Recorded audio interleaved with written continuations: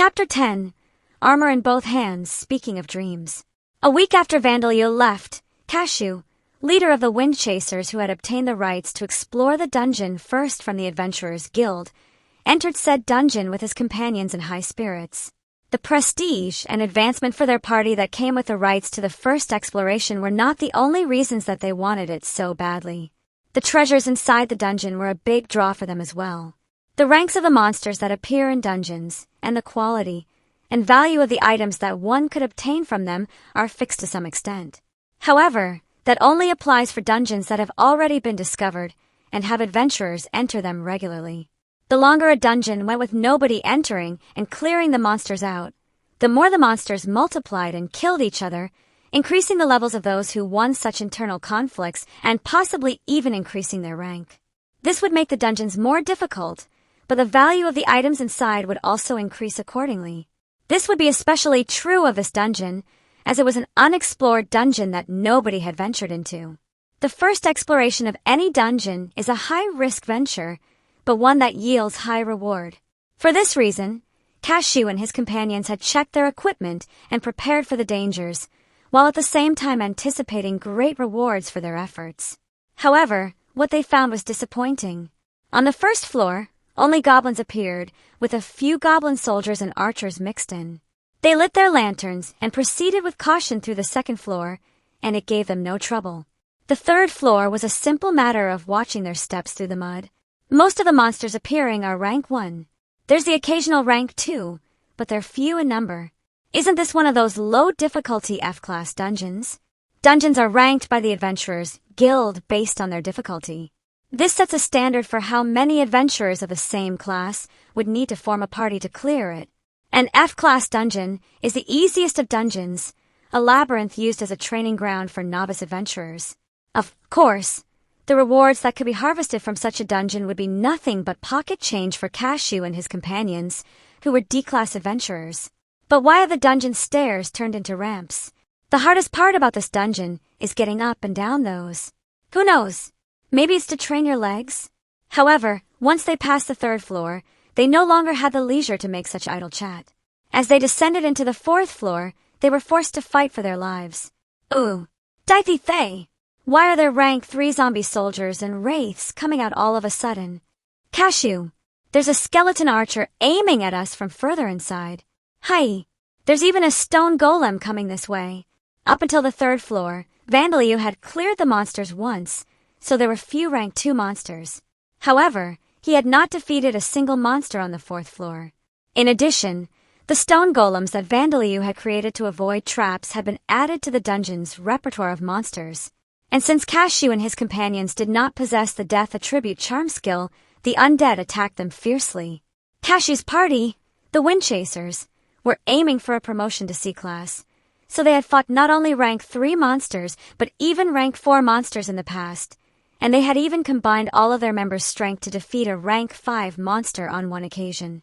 They were veterans that would be able to defeat rank 3 monsters, even if they were outnumbered 2 to 1. However, they were not strong enough to be able to continuously fight against an endless swarm of them. Shit, we're retreating for now. Deciding to make a tactical retreat before sustaining too many losses, Cashew and his party returned to Taro and gave up on conquering the dungeon on their own, joining forces with the Steel Wings and the White Stars before challenging the dungeon once more. With 15 D-class adventurers gathered together, they were to get through the 4th floor without difficulty and barely managed to conquer the 5th floor. However, they fought an incredibly difficult battle against the rank 6 Black Skull General and the 10 rank 4 Cursed Armors. In the end, they were forced to retreat as well, and the Adventurers Guild commissioned a C-class party for the first clearing of the dungeon. However, those C-class adventurers were disappointed. I had high hopes since this was an uncleared dungeon, but this is all we get? They defeated the Black Skull General safely, but there was no treasure desirable for C-class adventurers in the treasure storage room. The items there were only worth loose change in their eyes. The weapon and shield used by the Black Skull General was using a problematic mana absorption ability during the battle, but they fell to pieces as soon as he was defeated, so the adventurers were unable to claim them for themselves. Undead monsters have a higher chance to yield magic stones, but most monsters at rank 4 and above drop magic stones anyway. They would dismiss this dungeon as a failure in their disappointment and put it behind them, but they would have never imagined in their wildest dreams that an infant who was not even an adventurer had ventured into the dungeon and cleared it before them. Afterwards, this dungeon was classified as an E-class dungeon, and the explanation given for the fact that powerful monsters had appeared below the 4th floor was that the dungeon had simply been left alone by adventurers for too long. And then the dungeon was used to train new adventurers. They were products carefully created by adding metal armor on the outer surface of a monster's hide, but lined with soft monster fur, so as to not damage delicate skin. In addition, the mana imbued in them granted all kinds of resistances, so even though they appeared to be thin, fragile items, they were actually sturdier than the average plate armor. The blue high-leg leotard armor has a V-shaped split above the pointed crotch region, leaving the navel and important internal organs beneath it completely exposed. The chest part would probably only cover 2/3 of one's breasts, and the back is also left bare until just above the buttocks. The bikini armor is just as lacking in surface area. It also does not cover more than 2/3 of the breasts, and the bottom part is cut quite low, as if it has been taken into consideration that a beast person with a tail may wish to wear it. But unlike the swimsuit-like torso portions, the shoulder armor, wrist covers, and leg guards are properly made. This imbalance causes the wearer to have an immodest appearance, though perhaps they would be a stimulating sight for anyone who sees them. Though, this only applies if a woman is wearing it. It wasn't anything to be concerned about after all. Vandaliu gave an earnest nod as he examined the high-leg armor and bikini armor before him. Indeed, they were just suits of armor. The high-leg armor housed the spirit of Sam's eldest daughter, Saria. The bikini armor was inhabited by his second daughter, Rita. Both of them were of marriageable age, and according to Sam, they were his 2 adorable daughters who took after their mother. However, now that they inhabited these suits of armor, only these suits of armor could be seen, even for Vandaliu, who possessed an affinity for the death attribute. However, since their spirits had the appearance of burnt corpses, this was probably for the better. He had also said this when he had used his daughters to haunt these suits of armor to create living armors. Even though these suits of armor were very revealing, not even the tips of his Sam's daughter's pinky fingers would be exposed if they were to be inhabiting these, so there was absolutely no need to worry. Even if one were to try to peek at their chests, they would see not cleavage, but the inner lining of the armor on the other side. Well, I guess it's good enough that I've increased my number of rank 3 allies. Now then, let's get on with the experiments. With these words, Vandaliu began to pour an excess amount of mana into Saria and Rita. The 2 of them soaked up hundreds of thousands, millions of mana colored black, with the death attribute. The 2 of them began to tremble, as if writhing in agony, but even after this continued for quite a while, there was no further change. When Vandaliu checked their statuses, neither their levels nor their rank had changed.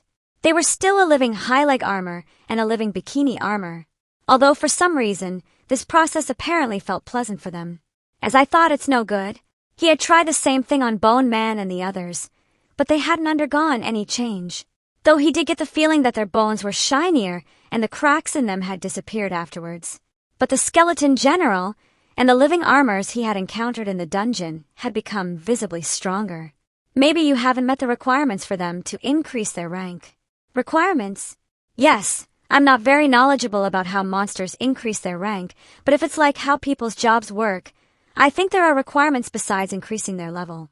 According to Darshia, job changes sometimes required several conditions other than reaching a certain level.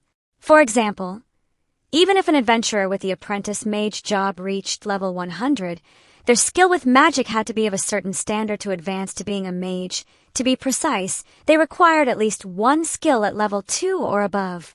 There are other examples that are not limited to skill requirements. A job change to knight requires one to be knighted, and one must possess a magic sword in order to become a magic swordsman.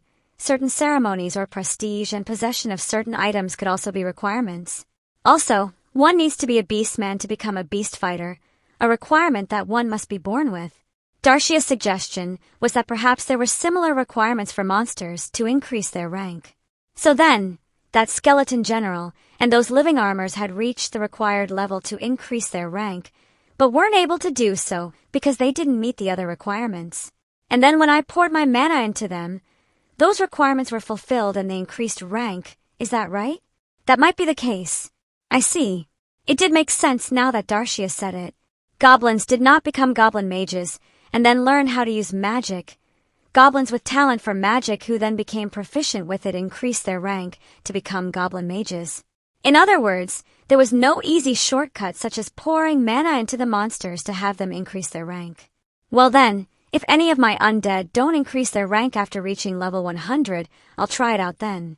Saria, Rita, thanks for participating in my experiment. Make sure you practice using weapons with everyone later. As Saria and Rita were maids, they naturally had no knowledge about fighting. Therefore, it was necessary to have them undergo training so that they could learn the skills that they needed. For that purpose, Vandalyu decided to have them choose weapons for themselves. As they were beginners, he had expected them to choose swords or spears, but Saria chose a halberd and Rita took a glaive. They were the items that they had discovered in the dungeon, and though Vandalyu was unsure exactly what effects they possessed, they were considerably powerful magic items. However, he had the feeling that they were not exactly ideal for amateur fighters. Are you sure you want those? In response to Vandalyu's question, Saria and Rita swung their weapons through the air and reassured him that it was fine. Perhaps it should be expected of living armors, but they were able to lift these heavy weapons in a way that they would definitely not have been able to do in their previous lives. If you say so, but if it's too difficult, make sure you change to a sword or a spear. If you prefer heavy weapons, there's a cudgel as well. As Vandalyu said that, the two of them happily, probably, began their training to polish their skills with Bone Man and the others. It was a general rule that skills leveled up as one used them, so they were to make use of the fact that undead needed no sleep or rest in order to carry out their training. With that said, nobody present knew how to use a halberd or a glaive, not even Vandalyu, so the training simply consisted of trying swinging it downwards, stabbing it forwards like a spear and slashing sideways. This was far less efficient than real battles, but being on a continuous journey while also constantly looking for sources of experience points such as goblins and bandits would be too tiring for Vandalyu, even if the undead could handle it. Also, he wasn't particularly keen on contributing to the maintenance of peace in the country of Murg. Well then, I'll take care of these walnuts that we picked up yesterday. The sun was still high in the air and Vandalyu wasn't feeling tired, so a nap could come later. Being the only one to slack off didn't sit well with him either, so he began preparing some walnuts. He had more than enough food, but having salt as his only option for seasoning was getting dull, so he planned to make sauce using the walnuts. He had a vase full of walnuts that had been picked yesterday afternoon. They were still unripe and the fruit was still intact, so eating them as they were was out of the question. He spread them over the ground. They'll need about a month or so. Decomposition. And then he used death attribute magic to speed up the decomposition process by a month. The unripe fruit turned black and muddy. Washing away this decomposed fruit with spring water that he had used golems to collect caused the seeds to come out. Peeling their shells finally yielded the walnuts, but he had to be careful not to be impatient and crush them by accident. If that happened, the broken fragments of the shell would become mixed with the walnuts, and less of the walnut would be usable. And so he used earth golems to cook them lightly, using a fire that he created by making golems from firewood and having them rub against each other. Doing this made it easier to break the shells. Now all you need to do is split the shells with a knife once they've cooled down. So Darcia advised. As a member of a race that lived in the forest, she was knowledgeable about how to use things that the forest provided. Vandalyu used heat leech to cool the walnuts down, and then used his nails to split the walnuts. Darcia had told him to use a knife, but lately he had become able to grow his nails to a certain length at will, so he decided to put this ability to practical use. In the future, I might have to use these to fight or something. His late father had been a master of close-quarters combat and had been good at fighting using his claws. Could this be a hereditary trait as well? As Vandalyu wondered this, Darcia opened her mouth as if she had just thought of something. Future. Do you have something you want to become in the future, Vandalyu? Future. I want to become a high-class adventurer, build up achievements, and become a nobleman. And then I want to become well-known in society.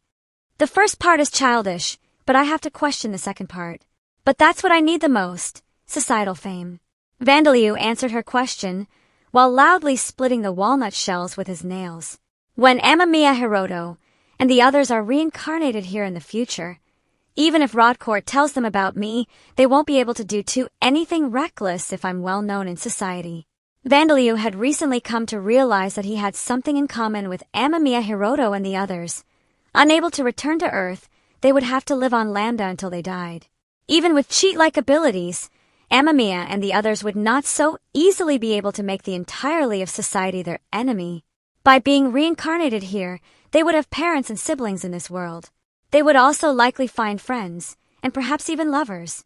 If Vandalyu was well known in society, they would not be able to lay their hands on him carelessly, as that would cause trouble for their family and everyone involved with them. If Vandalyu was a nobleman, even more so. Mom, if I have political power and fame, society will become my shield. I think I meant something different with my question. If you didn't have to worry about that Amamiya asterisk person and the others, what would your dream be? If I didn't have to worry about those guys. Vandalyu realized what Darshia was trying to ask. In short, she wanted to know his future dreams, what he wanted to become, and what desires he wished to see fulfilled.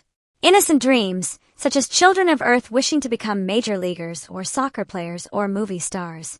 However, the problem was that Vandalyu was not a dreaming child. He had a feeling that he admired pilots a long time ago. However, after coming to live with his uncle's family, he came to admire bodybuilders. He dreamed of owning log-like upper arms and clear abdominal muscles. He imagined that if he became this strong, he could escape his uncle's control. But he felt that this still didn't answer Darshia's question. So what was the answer? In origin, all he could dream of was his own freedom. I want to be happy, I guess.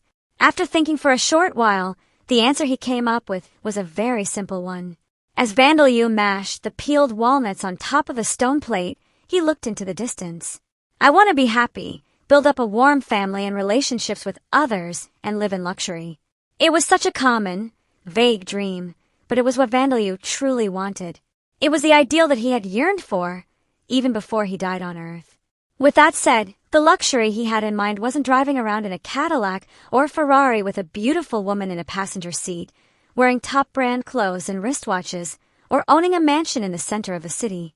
Vandalyu hadn't consciously realized it yet, but he had a deep-rooted complex when it came to luxury. On Earth, when he was called Amamiya Hiroto, his uncle had raised him sternly so that he could become independent once he became an adult. For this reason, he had prohibited any good treatment towards Hiroto and disallowed him any luxuries. Leaving him as the only one to not receive any Christmas or birthday presents was only the beginning of this. And so, during Vandalyu's time on Earth, he had been denied everything that his uncle had deemed a luxury. Games and toys were luxuries, so even if he borrowed them from friends, he was not allowed to play with them. Whatever was trending at the time was a luxury, so it was banned. Everyone has a yo-yo. Spinning tops are popular. Collecting erasers of different shapes was a game. All banned. If you have any, throw them away right now.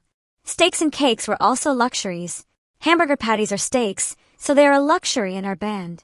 Don't eat them, even when the school provides them. If you eat it, you have to throw it up. Bulk packs of products. Making a saving is a luxury, so those are banned. Steak-flavored snacks are banned. What a pain, but sweet foods are also banned. Eating out is a luxury, so it's banned, whether it's fast food or whatever. Traveling is a luxury, so school trips are banned. Spending leisure time doing what one wants is a luxury, so you have to stay at home by yourself. New clothes are a luxury. As if allergic to luxuries, his uncle had banned every single luxury possible. If the cup ramen and buns from the convenience store so much as had the words luxury or high quality on them, he would be struck with an open palm and be shouted at with words such as indulging in such luxuries when you don't even have parents. Don't act so spoiled. It was the absolute worst after a documentary about needy children overseas aired on television. He didn't do anything, but he was suddenly shouted at and asked why he wasn't feeling embarrassed about being so spoiled when there are children suffering like this around the world, and then received multiple strikes. Because of this, all his clothes were handed down from his uncle's children of the same age, and at some point, he began having to cook all his own food. His normal behavior was strange, so he was unable to make any friends and nothing good came from having his teachers notice him.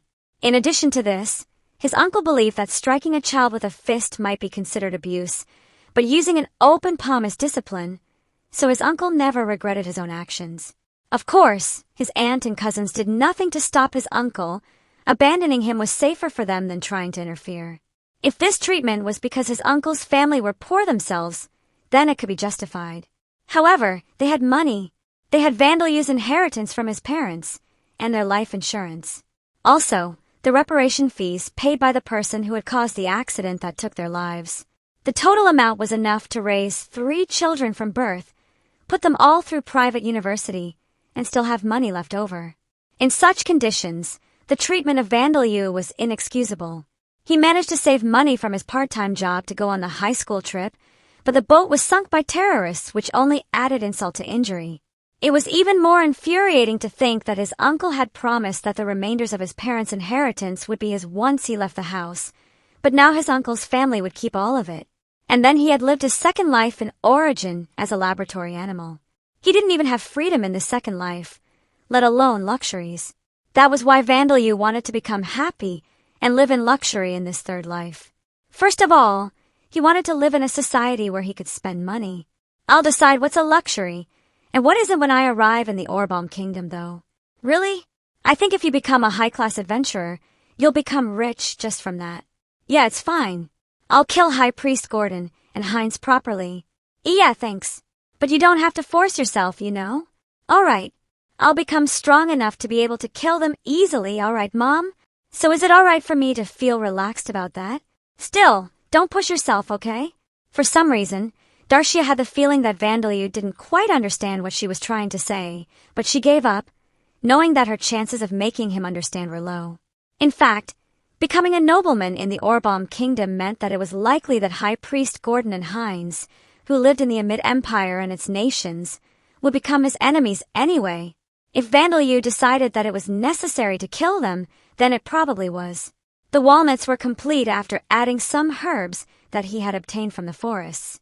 Vandalyu wanted to add nice-smelling oil to this, but he had no such oil available. Still, knowing that tonight's dinner would taste better, he gave a satisfied sigh. It sure would be nice to eat some rice instead of burned, hard bread. Thankfully, Vandalyu's uncle's luxury allergy hadn't extended to banning rice. Vandalyu hadn't thought anything special about eating rice when eating it on Earth, but now that it had been more than 20 years since he had last eaten it, he missed it. Rice. I think I heard that they make it in the Orbom Kingdom. The countries are sometimes called Amid of bread and Orbom of rice. Seriously. The Orbom Kingdom scored some points in Vandalyu's heart. Vandalyu turned 16 months old in October. As autumn began to turn into winter, he finally reached the eastern end of the country of Murg. Further east than this, the land was ruled by nature and filled with devil's nests. Vandalyu had to get through that and then cross the mountain range. However, as it was ill-advised to attempt to cross the mountain range during winter, Vandalyu decided to hide in the surrounding forests while attacking nearby bandits until spring, just as he was doing now in a thicket near a devil's nest, waiting for the sun to go down. This was Vandalyu's plan. Now that I think about it, I've never been skiing before. With my current physical ability, I wonder if I'd be able to learn it quickly. On Vandalyu's status screen, his physical ability, even the agility that had been his lowest attribute, was now higher than that of a normal adult male. However, it would be reckless for an inexperienced person to attempt to ski on a normal slope. Skiing, is that also something from Earth? Sam, the dim white silhouette sitting in the coachman's chair, speaks up. This was his spirit form that he had now that he was a ghost carriage. He was holding the reins of similarly spiritual horses. His body was not well defined, like a ghost in a ghost photograph, but Vandalyu thought that it was much easier to talk to him now compared to before, when he wasn't visible at all. It's a sport on Earth. You put planks on your feet and slide down snowy hills. You don't have it in this world. I have never heard of it, though I have heard of sledding. After talking to Sam and Darcia, Vandalyu came to realize that on Lambda, sports such as the ones on Earth didn't really exist. To be more specific, there were no sports that one enjoyed for the sake of competition and leisure. They competed in swordsmanship and archery skill, but on the assumption that such skills will be used to fight monsters and participate in wars. The same went for athletics and horse riding. The only exceptions were the things that royalty and noblemen learned for the sake of knowledge. Ball sports such as baseball and soccer, and leisure sports such as surfing and skiing didn't exist in Lambda. It could be assumed that this was because there were many powerful monsters, so there wasn't as much freedom as there was on Earth. It was better to become able to fight than to waste one's physical ability on such sports. With that said, even if competitive sports were not developed, it was surprising that sledding had not progressed into the invention of skis after 10,000 years. This sort of thing was probably the reason that Rodcourt considered this to be an inferior world.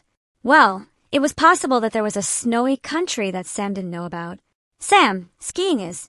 As Vandalyu began explaining what skiing is, he heard a faint voice. A woman scream. That is what I thought it sounded like. And then the wind brought a faint, pleasant scent that stimulated Vandalyu's appetite.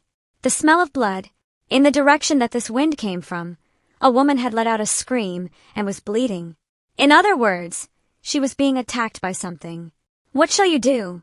The reason Sam asked this was because Vandalyu's party's options were not limited to the normal ones of go to help and avoid getting involved. In the country of Merg, all of them were considered monsters that should be exterminated. It was easy to imagine helping this poor woman and being thanked by being brought to an adventurer group that had received a request to exterminate them. Therefore, if Vandalyu logically considered the risks, he would ignore the scream and continue on with his journey. With that said, now that Sam had learned about Vandalyu's personality and goals, he doubted that Vandalyu would choose such an option. Sam, head upwind. Bone Bird, scout up ahead. Bone Man, Saria and Rita, get in the carriage. Vandalyu's decision was for now. Help out if it seems dangerous, and then think about what to do afterwards.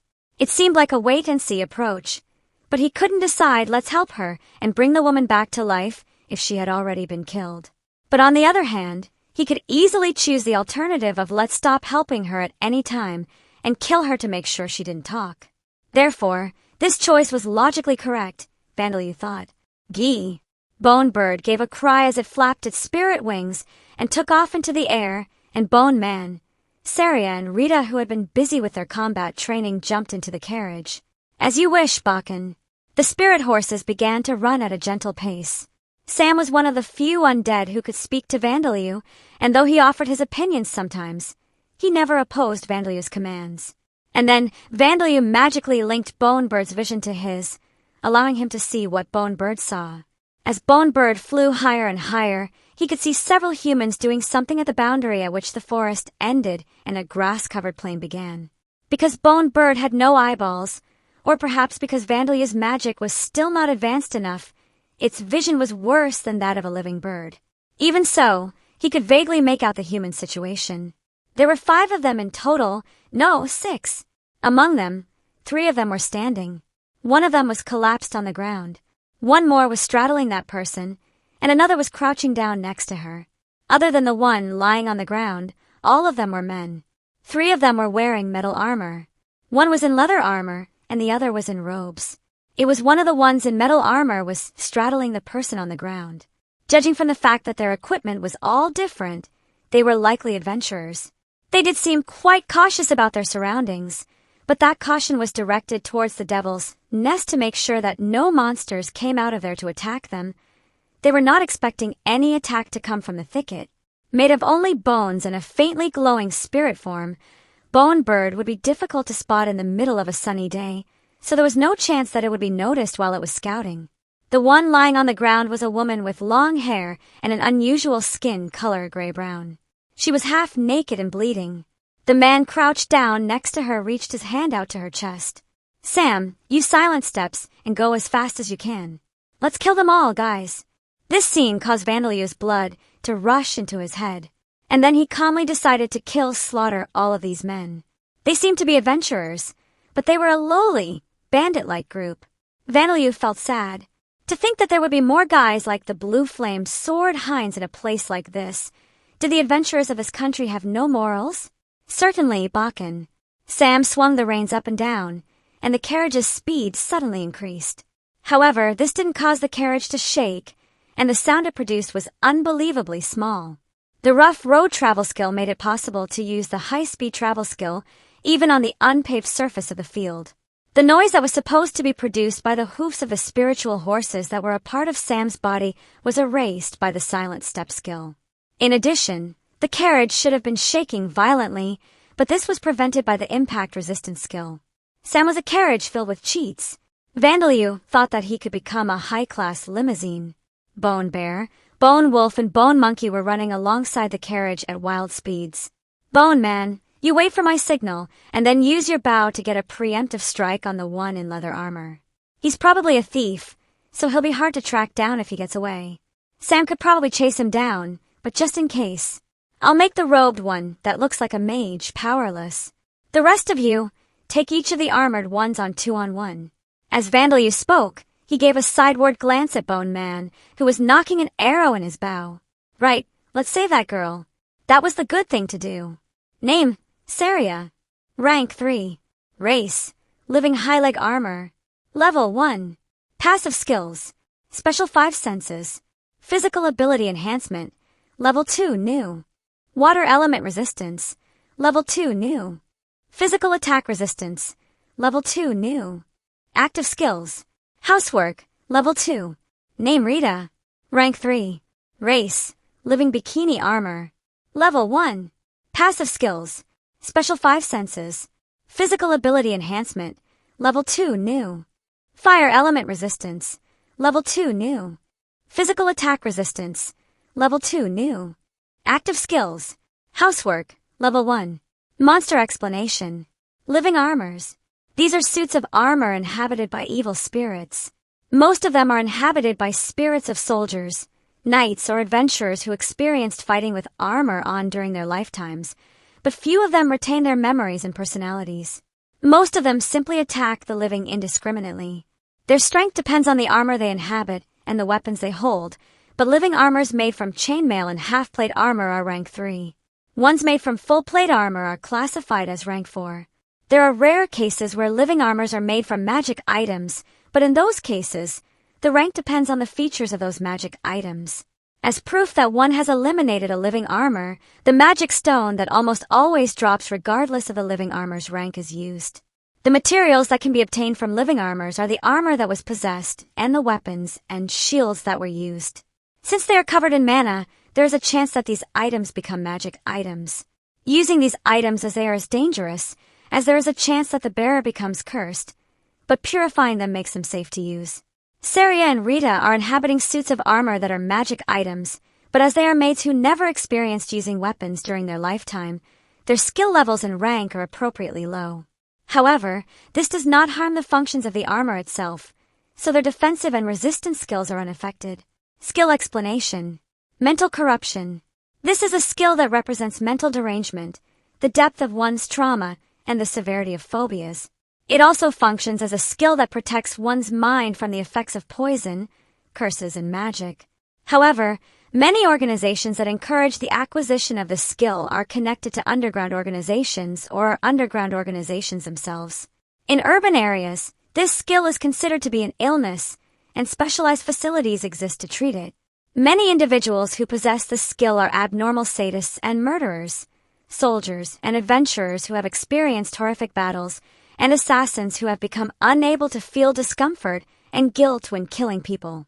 However, as there are also many artists and inventors who possess the skill and have left behind their names and deeds in history books, there are few cases where one is imprisoned simply for possessing the skill.